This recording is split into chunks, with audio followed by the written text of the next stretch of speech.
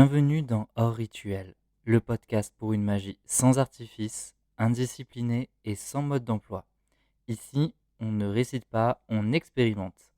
Et aujourd'hui, on va expérimenter la magie noire. Ou pas. Bon, je vous avoue que à la base, cet épisode, je voulais le publier pour Halloween. Mais bon, fallait attendre le 31 octobre 2026 et je suis un grand impatient. Et comme je vous disais, j'avais envie que ce podcast y suive mes humeurs. Et mon humeur du moment, c'était vraiment d'aborder avec vous ce sujet. Parce qu'il y a des mots qui déclenchent immédiatement quelque chose, qui déclenchent immédiatement des réactions, des peurs, des fantasmes, et parfois même une fascination un peu malsaine. La magie noire fait clairement partie de ces mots-là. Et si j'ai choisi le titre de ce podcast, ce n'est pas pour provoquer gratuitement, ni pour faire du sensationnel, c'est parce que ce terme, il cristallise énormément de confusion, de croyances, de jugements moraux, particulièrement dans les milieux spirituels et ésotériques. Donc aujourd'hui, j'avais envie de décrypter tout ça et vous partager ma vérité. Quand on parle de magie noire, beaucoup de personnes imaginent tout de suite quelque chose de très caricatural. Les malédictions, le mauvais œil, des attaques énergétiques, des pratiques dangereuses, presque diaboliques, il faut se protéger, etc. etc. D'autres, à l'inverse, vont être carrément fascinés par ce côté sombre, transgressif, puissant, en pensant que c'est une spiritualité plus vraie, plus brute, plus radicale. Et déjà là, on voit le problème, on va pas du tout parler de la même chose. Alors, je vais vous spoiler, je vais le dire clairement, j'ai fait ce que beaucoup appelleraient de la magie noire par le passé.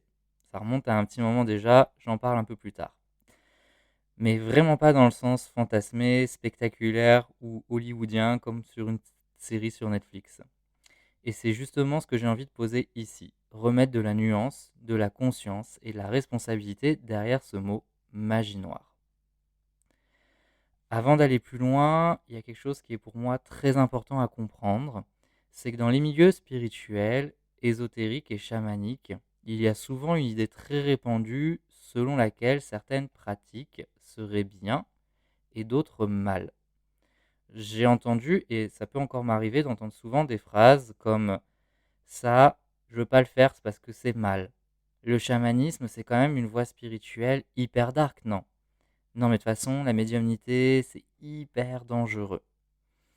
Ce que tu fais là comme pratique, ça va t'attirer le mal, ça va t'attirer des mauvaises ondes, etc.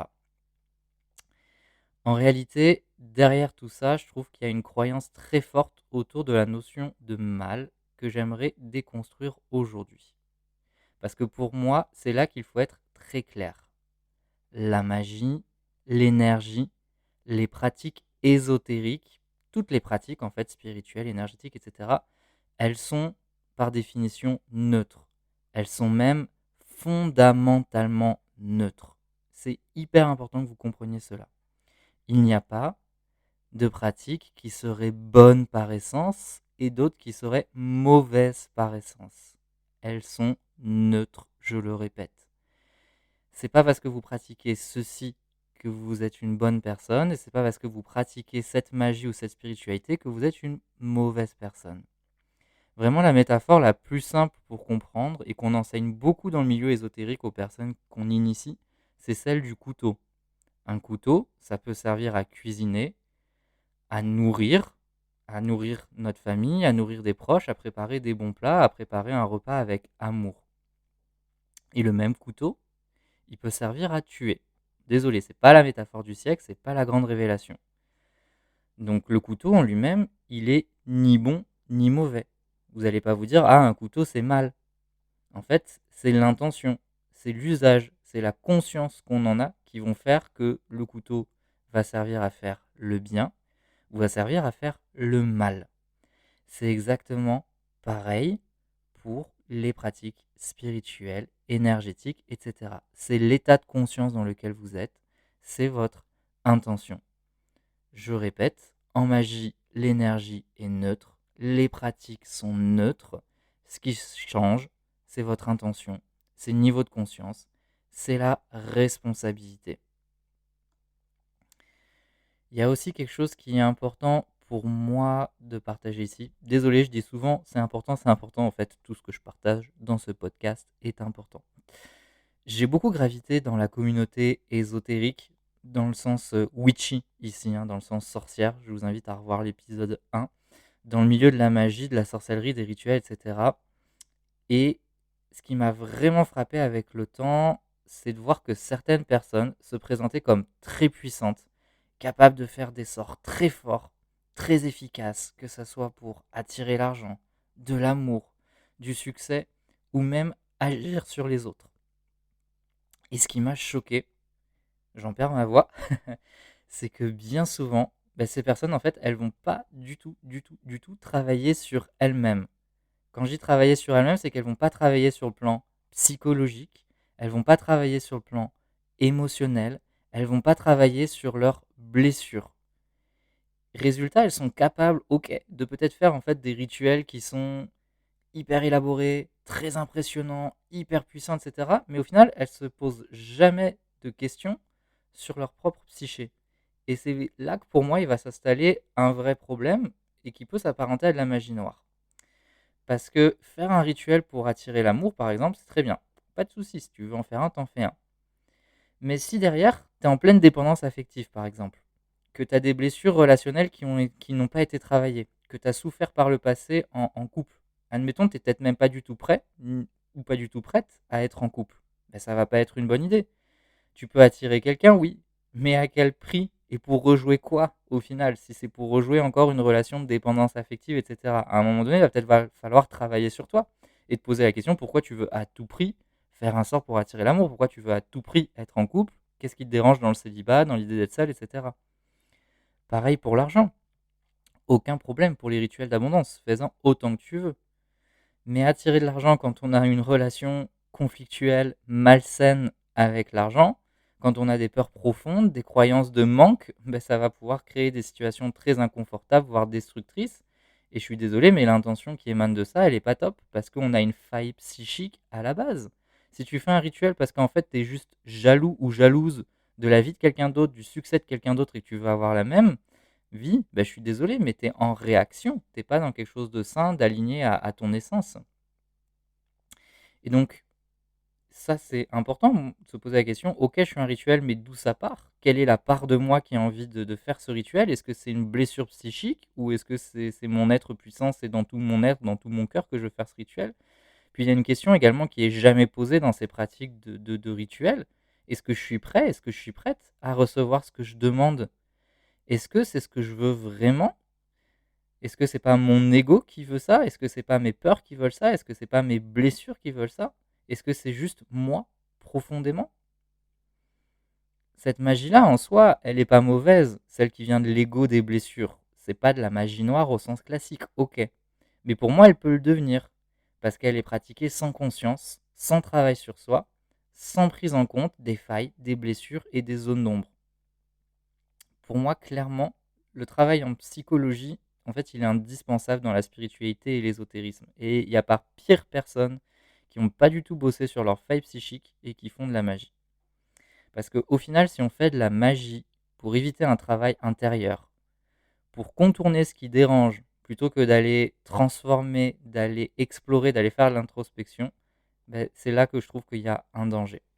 Il y a un autre point que je voulais aborder, toujours dans ces communautés là, spirituelles, witchy, etc. Si vous ne les avez pas expérimentées, je les ai expérimentées pour vous.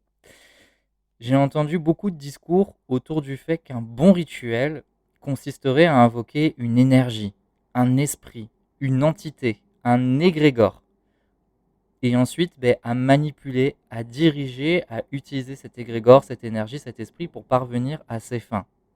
Comme si l'objectif c'était de dominer l'énergie, de la contraindre, de la soumettre à sa volonté. J'ai beaucoup entendu ça dans beaucoup de rituels. Désolé, mais même quand l'intention elle est présentée comme bonne, je vais faire de la magie blanche, etc. Moi, ça me pose un vrai problème cette notion-là. Parce qu'on va retrouver encore cette logique de domination, de soumission, de contrôle. Cette idée que je suis au-dessus, que je sais mieux, que je peux utiliser l'autre, même si l'autre c'est une entité, une énergie, un esprit, comme un outil, et que même si ça n'existe pas, je considère ça comme un outil et un rapport de domination. Et au final, je trouve que c'est quand même très empreint d'un imaginaire, encore une fois, profondément patriarcal. On le retrouve en fait dans ce milieu des sorciers et des sorcières, le patriarcat, parce que derrière, on veut dominer, on veut contrôler, on veut forcer, on veut soumettre pour obtenir un résultat. Et je sais pas vous, mais moi personnellement, je me dis que si ces entités, elles existent vraiment, si ces énergies, elles existent, c'est trop dur à dire ça, si ces esprits, ils existent, ben, il ne me viendrait jamais à l'esprit, justement, de chercher à les soumettre, quoi. Et encore moins au nom du soi-disant bien. À partir du moment où tu soumets, où tu domines, où tu es dans un rapport patriarcal, mais je suis désolé, c'est dark. Pour moi, la magie, la spiritualité et même les rituels, ça devrait toujours être dans une énergie de relation, jamais de domination. Enfin, je sais pas, avec les esprits de la nature, par exemple, ça me vient pas à l'idée de chercher à les dominer ou à les soumettre. Pour moi, on est dans une coopération, on est dans un dialogue symbolique, on est dans un lien, mais en aucun cas dans une prise de pouvoir. Parce que dès qu'il y a cette volonté de contrôler, même sous couvert de bonnes intentions, de je vais te guérir, je vais attirer l'amour, etc., on retombe exactement dans ce dont je parle depuis le début, une magie sans conscience, une magie qui peut très vite basculer du mauvais côté, et puis des failles psychologiques, parce que je suis désolé, mais quand on veut dominer, quand on veut soumettre, il y a quelque chose à aller creuser par rapport à ça sur le plan psychique. Bon, peut-être pas au lit, hein, vous ne remettez pas non plus complètement en question. Et ça, je peux vous le dire que dans 99% des cas, c'est des mecs qui ont impulsé ça. Et les livres que vous pouvez lire où on invoque des entités, des esprits pour les soumettre, etc., ça vient de mecs. Donc clairement, là, c'est même plus de la magie noire, c'est de la magie patriarcale, en plein dedans. Donc là, ce que j'ai envie de vous dire, c'est qu'on touche à quelque chose qui est pour moi très dérangeant, parce qu'en fait, il y a plein de personnes qui pensent faire de la magie blanche, qui pensent qu'elles utilisent des outils lumineux, des bougies blanches, des pierres, des intentions positives, etc. Mais derrière, l'intention réelle, parfois même inconsciente, hein, parfois c'est inconscient, elle est teintée de colère, de jalousie, d'envie, de peur ou de contrôle. Et à ce moment-là, désolé ma chérie, mais tu fais de la magie noire. Même si extérieurement, t'es toute gentille, t'as l'air très lumineuse, etc., etc. Dans ce raisonnement-là, on peut aller encore plus loin, hein. Parfois, en voulant bien faire, on fait de la magie noire. Par exemple, faire un rituel pour guérir quelqu'un sans lui demander son accord, c'est une forme de magie noire. Donner un conseil non sollicité, et Dieu sait que j'en vois dans le domaine de la spiritualité, de l'énergétique et du bien-être, donc donner un conseil non sollicité à quelqu'un, lui imposer une aide qu'il n'a pas demandée, c'est une forme de magie noire. Moi, je le vois sur les réseaux sociaux, quand je partage des choses en story sur Instagram, plein de personnes qui viennent me demander des conseils, alors qu'à aucun moment, j'ai formulé clairement, j'ai besoin d'aide, j'ai besoin de conseils. Elles sont dans une démonstration de pouvoir, de savoir, etc., donc de contrôle, donc de domination. C'est de la magie noire. Pourquoi? Parce qu'il y a une prise de pouvoir. Elle est peut-être inconsciente, mais il y en a une. Je sais mieux que toi, je vais t'aider, je me mets en position de sauveur, de sauveuse, et toi en position d'infériorité. Même si l'intention consciente, elle est bonne, ça part d'une bonne intention, l'acte, lui, il est clairement intrusif. Vraiment, retenez ça, les conseils non sollicités, c'est hyper intrusif. Et donc par rapport à tout ce que je viens de dire, c'est pour ça que je dis que la magie noire, c'est pas toujours spectaculaire et c'est pas toujours ce cliché de la magie noire, de la sorcière dark, etc. Elle peut être très subtile, très sournoise. Elle est souvent même très subtile, très sournoise, puisque c'est ce qui caractérise particulièrement le mal, entre guillemets. Le mal, il s'insinue, l'obscurité, ça s'insinue, c'est fourbe, on ne voit pas de suite. Et donc la magie noire, elle ne se limite pas aux malédictions ou au mauvais œil. Elle apparaît dès qu'il y a une utilisation de l'énergie, de la magie sans conscience, sans consentement, sans responsabilité, ou pour nourrir des parts obscures de soi. Alors attention, je suis pas en train de dire que les malédictions, le mauvais œil, tout ça, ça n'existe pas. Si, ça existe. Les attaques énergétiques et en magie, ça existe. J'ai aucun problème à le dire. J'y crois, je les ai expérimentés. Mais avec ça, le danger, ça va être de tomber dans une peur permanente de la magie noire, de chercher à se protéger en permanence avec des pierres, des cercles, des rituels de protection, sans jamais se poser la vraie question dans quel état intérieur je suis. Parce que je vais vous faire une petite révélation. Pour moi, la magie noire, elle atteint surtout les personnes qui sont, comment dire, poreuses, comme une éponge. Quand on est fatigué, instable, mal ancré dans sa vie, dans son quotidien, mal ancré dans son corps, mal ancré émotionnellement, ben, tout va devenir une porte d'entrée. À l'inverse, j'ai la croyance que quand quelqu'un est profondément ancré, stable, aligné, lucide, eh bien, il va être beaucoup moins atteignable. Donc, désolé Josiane, c'est pas parce que tu portes 5 bracelets en œil de tigre, que tu as un œil sur ta porte ou un patacle, que tu vas être protégé de tout. Tu auras beau brûler toute la sauge blanche, tout le romarin ou tout le palo santo du monde, tu risques d'être attaqué si t'es pas aligné, si t'es pas ancré. Pour comprendre ça, ben c'est exactement comme dans la vie quotidienne ou quand on est malade. Les choses négatives, elles vont nous toucher beaucoup plus quand on est vulnérable, fatigué et fragilisé. La maladie, elle arrive plus facilement quand le corps est affaibli. Bon, attention, hein, parfois quand on a beau être en pleine forme, il y a des maladies très graves qui peuvent nous mettre KO. On a beau être hyper joyeux, etc. Il y a des événements très compliqués qui vont nous atteindre quand même. C'est pareil en énergétique et en magie. Mais dans la plupart des cas, le fait d'être en forme physiquement, le fait d'être bien dans votre tête, dans votre corps, ça vous évite quand même un certain nombre de désagréments. C'est pareil en magie. C'est pareil sur le plan énergétique. Je me répète, mais tu peux porter toutes les pierres de protection que tu veux, faire tous les rituels possibles. Si intérieurement, tu es dans le chaos, ben, la magie noire des autres, elle trouvera de la place en toi. Parce que la vraie protection, c'est pas l'outil, c'est l'ancrage, c'est la stabilité, c'est la conscience. Et encore une fois, c'est le travail sur soi, sur ses failles, sur ses blessures. Ok, on va aborder un autre point dans ce podcast, celui que j'ai teasé en tout début et que vous attendez. Je suis sûr que vous écoutez ce podcast juste pour ça. Je vais maintenant parler d'un point très personnel sur la magie noire. Donc moi, il faut savoir que j'ai commencé la magie très jeune. J'avais 10 ans quand j'ai commencé. Et malheureusement, quand on commence aussitôt, on est seul, on est sans cadre, il n'y a pas de transmission parce que ce qu'on utilise, c'est seulement ce qu'on voit dans les livres et dans les magazines. Parce que moi, à l'époque, il y avait plein de magazines ésotériques. Et surtout, j'ai pas la j'ai pas la même maturité à 10 ans qu'à 30 ans. Donc forcément, quand on commence de manière autodidacte et très jeune et très blessé et très mal dans sa peau, on est confronté à des tentations. Résultat, j'ai moi-même été tenté par la magie noire, et non seulement j'ai été tenté, mais je l'ai pratiqué. Et je vais un petit peu vous raconter ça. Quand j'étais au collège, j'avais une personne dans ma classe que je n'aimais pas du tout, du tout, du tout, du tout, du tout, du tout. C'était vraiment ma personne rivale.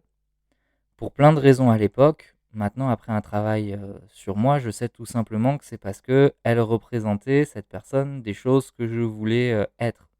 Plutôt mignonne, plutôt bien entourée au niveau familial, plutôt bien entourée au niveau amical, des bonnes notes, etc. Donc c'est ce que j'aurais voulu être. Mais à l'époque, plutôt que de m'inspirer de cette personne, j'avais plutôt décidé de la détester et que c'était comme un ou une rivale. Je dis pas si c'est un homme ou une femme parce que j'ai pas envie que cette personne se reconnaisse si elle écoute ce podcast parce que sinon on aurait une longue discussion à avoir. Et donc j'ai trouvé dans les livres que j'étais en train de lire des rituels autour de malédiction, faire du mal aux personnes, etc. Et je mets pas plus de suspense, j'ai jeté cette malédiction sur cette personne. J'étais, je crois, à l'époque en 6e ou en 5e. Et clairement, j'ai fait un sort avec l'intention de faire du mal à cette personne. et ça a fonctionné, ça a même fonctionné très bien. J'ai fait mon sort donc le soir. Je vous dirai pas du tout ce que j'ai fait, ni comment je l'ai fait, mais j'ai tout bien suivi à la lettre. Et le lendemain de mon sort, dans la cour de récréation, au collège, cette personne, eh bien, elle est tombée. Elle était debout sur une souche d'arbre, quelqu'un l'a poussée, et elle est tombée. Mais elle n'est pas juste tombée, en fait. Elle est tombée, mais elle s'est cassé le bras. Et je me rappelle, comme par hasard, j'étais pas loin à ce moment-là. C'est pas moi qui l'ai poussée. Je traînais pas avec cette personne. Donc j'étais là et j'ai vu la souffrance, les hurlements, etc. Parce que cette personne, elle avait très très très très mal. Et ce qui est marquant, et c'est là où on voit vraiment la magie noire, parce que on pourrait très bien se dire, oui, bon, c'est une question de pas de chance, t'as fait ton sort le soir, il est arrivé ça, ça aurait pu arriver n'importe quand. Non, parce que déjà, juste en tombant, la personne se casse le bras. Mais il y a une suite à ça. C'est que le plâtre, la personne, elle l'a gardé pendant plus d'un an. Parce qu'il y avait un gros souci de cicatrisation. Et la fracture, elle se réparait pas du tout bien. À chaque rendez-vous avec le médecin, c'était ah ben finalement je dois encore porter le plâtre parce que l'os il s'est pas bien ressoudé. Donc ça a très mal cicatrisé. Et en plus, qu'est-ce qui s'est passé? C'est que le plâtre, il s'est mis à sentir très mauvais. Parce que peut-être qu'à cet âge-là, l'hygiène, elle n'est pas forcément top, avec la transpiration, etc. Puis le fait de porter un plâtre très longtemps, je pense qu'au bout d'un moment, ça sent très mauvais.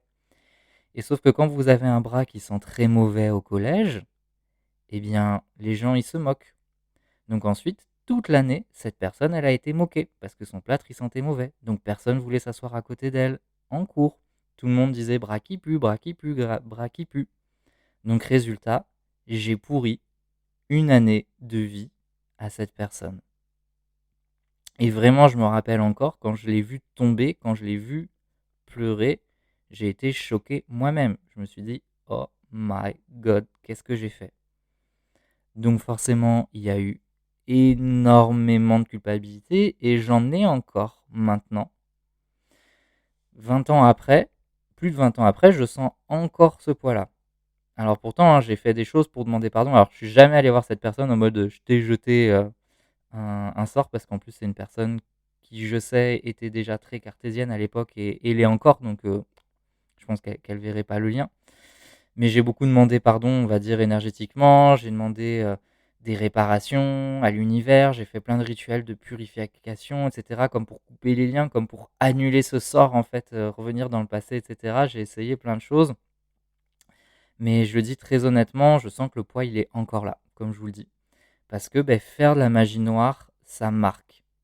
Comme faire du mal à quelqu'un, au final, hein, c'est pas la magie noire en fait qui marque, c'est le fait de faire du mal. C'est pas anodin, ça laisse une trace. Vous dites des insultes à quelqu'un, vous tapez quelqu'un, vous humiliez quelqu'un, ça marque, hein.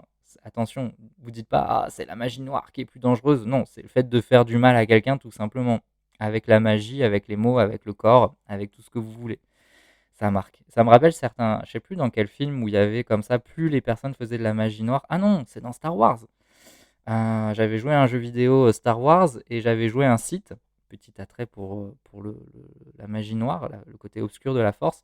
Et plus on faisait des actes négatifs dans le jeu, plus le Sith en fait il était marqué par la force obscure et devenait moche en fait, devenait abîmé. Et c'est ça hein, la réalité.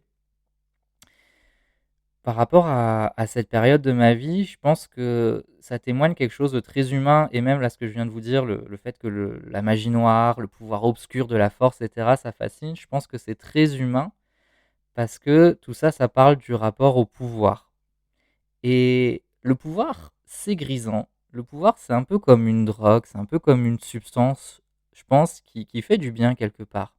Se dire: «J'ai du pouvoir sur l'autre, j'ai du pouvoir sur la vie», je pense que c'est extrêmement tentant et en tout cas, c'est humain d'être tenté par ça. On le voit en politique, hein, dans les rapports de domination, dans les films, dans les récits mythologiques, le pouvoir clairement, il attire, il fascine et il peut très vite corrompre. Je pense que c'est pour ça que c'est faut toujours faire très attention quand on a du pouvoir et il faut peut-être pas garder le pouvoir trop longtemps parce que peut-être que le pouvoir, lui, il est pas si neutre que ça, ou en tout cas, il vient amplifier des choses en nous. Et comme on a forcément de l'obscurité, le pouvoir, il vient amplifier aussi bien notre lumière que notre ombre. Et la magie, elle échappe pas à ça. La magie, elle va te donner l'illusion d'un contrôle, du contrôle. Et cette illusion, elle peut être très séduisante, surtout quand on est jeune, ou quand on est blessé, ou quand on est en colère, ou quand on est en quête de reconnaissance. Je vais faire une petite parenthèse, et désolé si ça pique ton ego, et je pense qu'il y a beaucoup de personnes qui se tournent de plus en plus vers les soins énergétiques, la spiritualité, etc., et même se professionnalisent autour de ça, parce que je pense qu'il y a un rapport au pouvoir. On se sent entre guillemets utile dans une société où on n'est pas reconnu, où on a la sensation de ne pas être dans sa puissance. Et là, à cet endroit-là, on a un peu un sentiment de puissance, de pouvoir. Mais ce qui est complètement faux au final. Et plus on expérimente, plus on se rend compte qu'on est quand même impuissant, que même quand on est coach, quand on est thérapeute, etc., on a des limites, comme les médecins, etc. Et au bout d'un moment, ça finit par descendre. J'en sais quelque chose, ça fait quand même maintenant 10 ans que j'accompagne. Et pourquoi je voulais vous dire ça? Là, c'était une petite parenthèse, mais là où je voulais en venir, c'est que c'est hyper important d'être au clair justement sur cette notion de lumière et d'ombre. Et au final, j'ai l'impression qu'il y a certaines personnes, sous couvert de ne pas vouloir faire de magie noire, de rester lumineuses, etc., elles vont nier leur ombre. Et nier l'ombre en spiritualité, c'est hyper dangereux. Quand on prétend être uniquement dans la lumière, quand on refuse de reconnaître ses parts inconfortables, je suis désolé, c'est pas là qu'elles vont disparaître. C'est juste du déni. C'est pas parce qu'on enlève le mot souffrance du dictionnaire que la souffrance n'existe plus.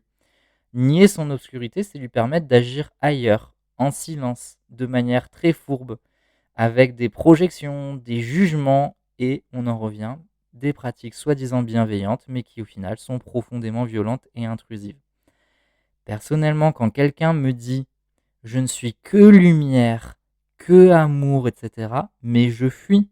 Pour moi, c'est un énorme red flag spirituel. La personne, là, elle est dans son ego spirituel, elle nie complètement sa part d'ombre.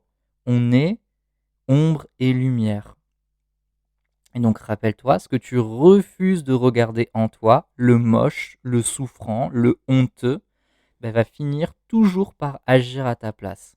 Tu peux pas t'en séparer. Tu peux pas le guérir en mode ça va disparaître. Je suis désolé de te le dire, mais tout ce qui est obscur en toi, ta colère, ta haine, tes peurs, tes jugements, tout ça, ils vont être là. C'est important de le garder en ligne de mire pour pas que ça prenne le contrôle sur toi. Tu sais, dans les dessins animés, cette image du démon d'un côté et l'ange de l'autre, c'est complètement vrai, c'est complètement ça. Il y aura toujours les deux. La question à te poser, c'est qui j'ai écouté. Et encore une fois, ça nous arrive à tous et à toutes d'écouter le démon. Il faut juste essayer de le faire le moins possible. Ok? Donc dans le cadre spirituel, où on travaille avec l'intention, le symbole, l'émotion, c'est hyper important justement d'être au clair sur qu'est-ce qui m'anime. Parce que c'est ça qui va donner l'émotion, l'intention. Et une intention mal digérée, une blessure non reconnue, ça va orienter une pratique sans que tu t'en rendes compte. Ok? Donc ça, c'est important pour moi d'aborder ça. Un autre point que je voulais aborder, qui est tout aussi problématique et que je vois beaucoup actuellement sur les réseaux sociaux, parce que c'est très visuel, c'est très impactant, c'est les personnes qui romantisent énormément l'ombre et la magie noire. Des personnes qui vont en faire une identité, une posture, une esthétique. Ouais, moi je suis dark, etc. Moi j'utilise les esprits, tout ça. Et ça donne l'impression du coup que ce dark-là devient séduisant, puissant, etc. Et sauf que là, je trouve qu'on passe encore à côté de quelque chose d'essentiel, c'est que pour moi, l'obscurité et l'ombre, c'est pas un terrain de jeu.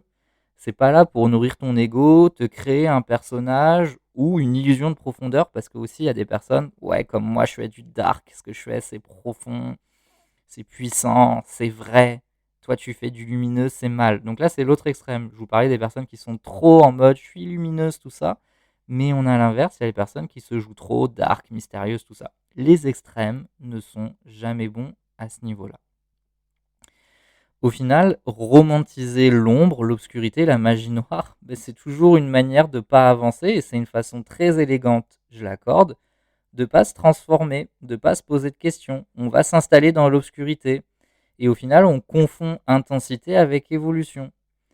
Et si l'ombre, elle n'est pas intégrée, elle n'est pas transformée, on n'a pas de la vigilance, elle finit toujours par figer quelque chose en nous et ça empêche une vraie transformation. C'est très bien d'aller dans l'ombre et dans l'obscurité, aller dans le dark, mais il faut pas y rester.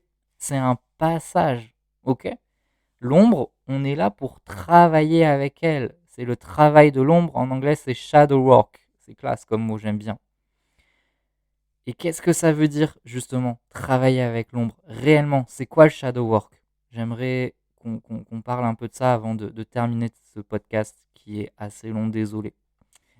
Mais pour moi, travailler avec l'ombre, c'est en aucun cas la nier, mais c'est pas non plus la célébrer, comme je vous ai dit. En fait, travailler avec l'ombre, c'est la reconnaître. C'est être lucide sur les intentions réelles que l'on a, même quand elles sont pas jolies. Je vous demande pas de le déclamer à tout le monde. Je vous demande pas de dire ah cette collègue je la supporte plus, j'ai envie de lui faire du mal. Je vous demande pas de le dire à tout le monde. Vous avez le droit d'avoir votre jardin secret. Mais je vous demande de l'assumer au moins avec vous et pas essayer de masquer ça et de recouvrir ça de niaiseries, de plein de choses lumineuses, etc. Ok? Accepter qu'il y ait en soi de la jalousie, de la colère, des envies de contrôle, même parfois des fantasmes de domination ou de guérison, c'est ok. Mais par contre, va falloir faire attention à ne pas agir depuis cet endroit-là. Oui, j'ai envie de me venger de quelqu'un, je reconnais que j'ai envie de me venger. Par contre, les actions que je vais mettre en place, elles ne doivent pas émerger de cette intention-là.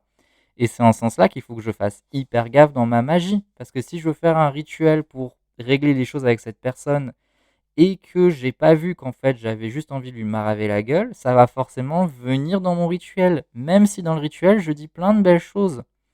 Vous pouvez jeter une malédiction à une personne en lui disant je t'aime, tu es une merveilleuse personne.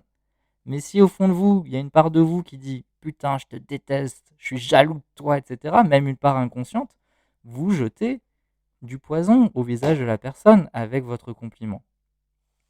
Ok? Donc, travailler avec l'ombre, c'est se dire je sais que ça existe en moi et justement, je prends la responsabilité de ne pas laisser les commandes à cette ombre. Ça, pour moi, c'est être dans le discernement. Je vous demande pas d'être dans une pureté morale parfaite et d'avoir que des pensées positives, etc. Si vous l'êtes, mais vraiment, force à vous. Moi, j'avoue que j'ai plein de failles et plein de blessures qui font que c'est compliqué par moments. Mais par contre, attention. Et clairement, à l'époque où j'ai utilisé ce qu'on pourrait appeler, alors c'est pas ce qu'on pourrait appeler, c'était de la magie noire là, mais j'étais dans une tentative de comprendre, de canaliser ses forces en fait. C'est que j'avais cette haine viscérale qui était liée à des failles psychologiques très fortes et il a fallu que ça sorte et je suis tombé sur ce rituel et puis je l'ai utilisé, voilà, sans conscience, etc. Avec le recul, ce qui me manquait, c'était un travail psychologique, c'était un cadre, c'était de la conscience, etc. Mais bon, à 10 ans, je peux pas exiger tout ça de moi. Donc c'est pour ça que je m'en veux plus. Puis on se dit, il y avait aussi une forme de fascination et de curiosité. Ah, c'est ouf, je suis ce rituel, il va se passer quelque chose. Ok? En dehors de cette anecdote, gardez vraiment à l'esprit, je pense que oui, il y a la vraie magie noire, comme j'ai pu en faire, vouloir faire un sort pour que quelqu'un aille mal. Il y a vraiment ces histoires de malédiction, tout ça. On en reparlera, mais je crois que je vous ai bien explicité mon point de vue. Mais ce que je veux que vous reteniez, c'est qu'au final, c'est pas la pratique en elle-même qui est noire ou blanche, c'est encore une fois, je me répète, désolé, l'intention, le niveau de conscience et la responsabilité que l'on prend ou non face à ce qu'on va mobiliser en termes d'énergie. Et c'est là que, comme je vous expliquais dans d'autres épisodes de Hors Rituel, le danger, c'est qu'il y a beaucoup de discours spirituels qui réduisent la complexité humaine à des choses très simplistes et qui font croire qu'on peut être que positif, qu'amour et que lumière. Et en tout cas, c'est pas ma vérité. Et désolé, c'est un peu un argument d'autorité, mais quand on regarde dans toutes les voies spirituelles, il y a quand même beaucoup cet enseignement que l'obscurité, elle est là en l'humain et qu'on ne peut pas la purifier, l'enlever, etc., mais qu'on doit faire preuve de discernement. Donc pour moi, clairement, il n'y a pas de concours de pureté à faire. Faut pas non plus être dans la transgression en permanence. Je pense qu'être transgressif, ça a du bon. De se laisser aller parfois à son obscurité, ça fait partie aussi du jeu. C'est comme dans la cuisine. C'est bien aussi parfois de mettre un peu d'amertume et d'épicé. Mais il faut le voir comme un chemin. Et dans ce chemin, ben, il y a des moments où vous passez dans la lumière, il y a des moments où vous passez dans l'ombre, mais c'est pas la destination non plus, l'ombre, ok? C'est pas ah trop cool, on va aller dans l'ombre, etc. Donc voilà, je voulais vous partager ça aujourd'hui parce que le message de cet épisode, c'est on ne nie pas l'ombre, on la glorifie pas non plus, on cherche à la comprendre, à l'intégrer, à évoluer avec, à l'utiliser, à la transmuter. C'est ça pour moi l'alchimie. Ok. Donc au final, la vraie question à se poser, c'est pas est-ce que c'est de la magie noire ou est-ce que c'est de la magie blanche, ce rituel que j'ai trouvé dans un livre ou ce que je viens d'apprendre dans un stage. La vraie question, c'est d'où est-ce que je fais les choses, depuis quelle part de moi, avec quel niveau de conscience, quelle est mon intention réelle, est-ce que je suis conscient, consciente de ce que je fais, est-ce que je suis prêt, est-ce que je suis prête à en assumer la responsabilité. Voilà ce que je voulais te partager. Tu es un peu plus au clair maintenant avec cette histoire de magie noire, magie blanche et la magie tout court. Maintenant, à toi de voir ce que tu en fais.